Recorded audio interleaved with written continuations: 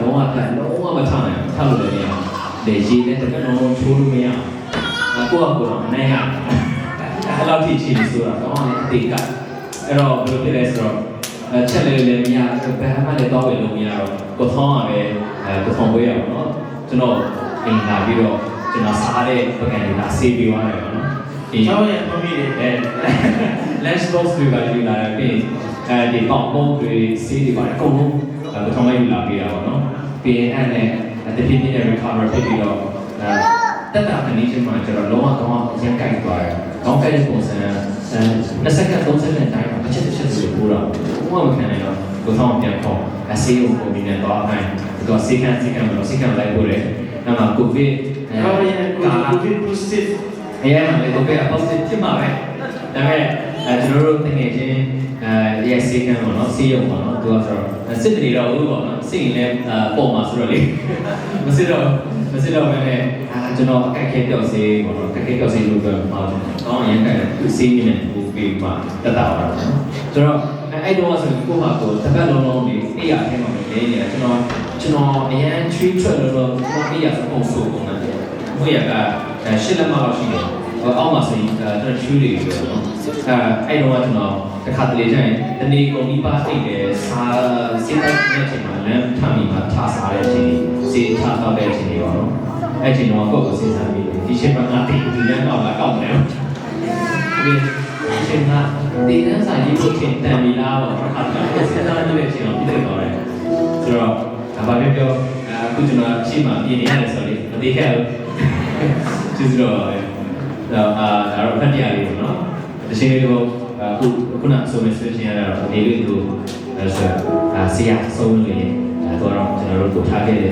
ပါပြီဆရာဆုံးနေရှင်းလေးပုဂ္ဂိုလ်တွေရှင်းဝင်ကြပါလိမ့်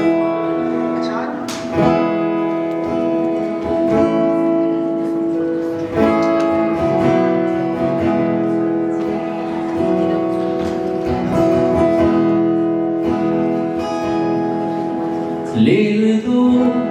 ဝါရှိမောင်နဲ့